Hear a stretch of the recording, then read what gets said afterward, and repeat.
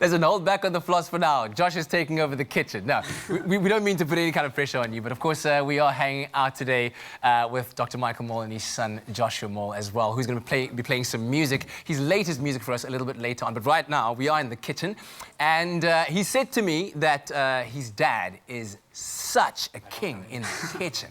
He's a chef par excellence. This is just, this is the stuff of dreams right here. But live television, my word. Kidding. But we are preparing quite a healthy recipe. I'm not sure how you guys are on healthy eating. Josh, you were saying like not really too much. You kind of... Well, we are. I'm just not very efficient in the kitchen. But yeah.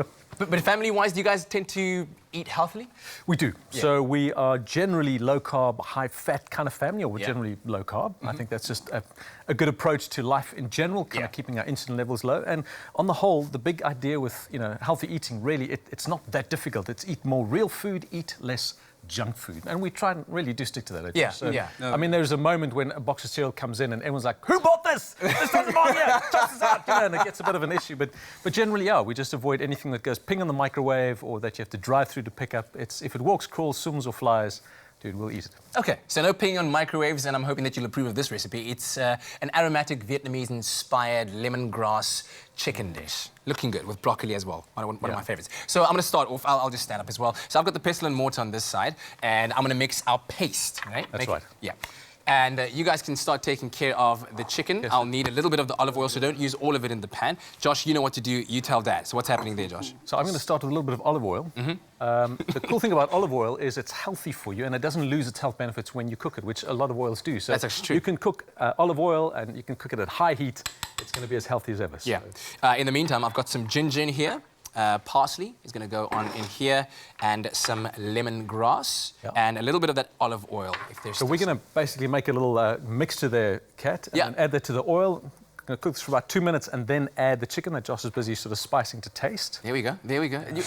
You've got the salt and seasoning thing done. If you could hand me the olive oil over there for me to pour into our paste. Let's see how much... So, okay, technically that's right. You should season to taste, but... Thomas Edison had this very cool salt test. I don't know if you know it. When he employed people, he had this thing called the salt test, and he invited them for a bowl of soup. And if they added salt without testing the soup first, he refused to employ them because they were making assumptions or making decisions based on unfounded assumptions. They added salt before testing. He said, "You." Wow. Okay. So we've added salt anyway, irrespectively. So Josh, I think if you can check that.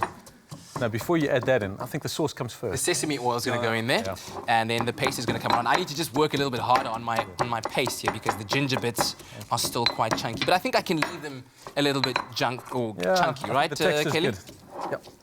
Okay, here we go. So let's make sure that... Because we're basically just trying to release all the flavors of the ginger and the lemongrass and the parsley together. That's how we get that Vietnamese-inspired I think Josh is just amazed that there is so much food here this morning, because that's a big issue in the Mol household. There's just never enough food in the fridge.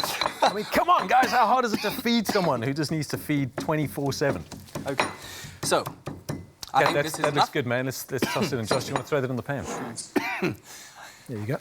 I got some pepper. Whoa. Okay, we're all good now. Okay, get it in there, and then we're going to get some of this cream. So we're going to do that right at the end. First that for kind of a few seconds, then we add the chicken, and then right at the end I think it's, what do you do, man? You simmer or you douse? I don't know. You let it reduce. You reduce, that's it. Reduce. Okay, there's this jargon. Thank you so much. There we go. Cool stuff. So, Josh, you might want to take, there we go. How's that? Oh, love that, eh? Hey, on your tour that you did, the backpacking tour in Europe, did you discover any cool food? Anything that you might not have been used to? Yeah, I think it was mostly just pizza when we... It's true, man. It's just backpacking, man. It's budget. Yeah. Must be something you did do, though. We got into the Sistine Chapel.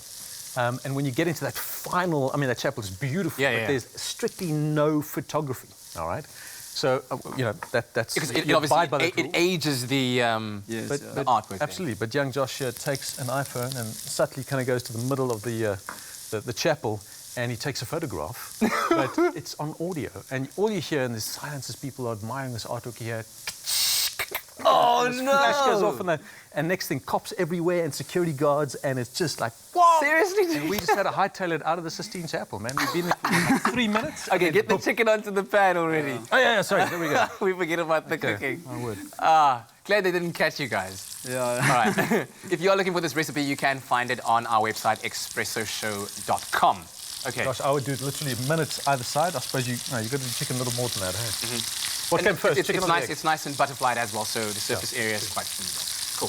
So once we're done with that, we're going to add the cream and then add the broccoli. And at the end, once you mix it up nicely together, you're going to get a beautiful dish like this. Very healthy, high in fiber, of course, high in protein, and all the beautiful nutrients as well. And you know what? I mean, this is a kind of a new discovery science-wise. Yeah. Is the amount of cholesterol in our diet has no impact on our serum cholesterol. Did you know that? Really? So for 40 years, the American Heart Association said, can't eat dietary cholesterol. You've got to watch your dietary cholesterol. Yes. I used to tell patients that. LDL, It turns out HDL. that's not the case. So in 2016, they changed that, which means we can have as many eggs as we like.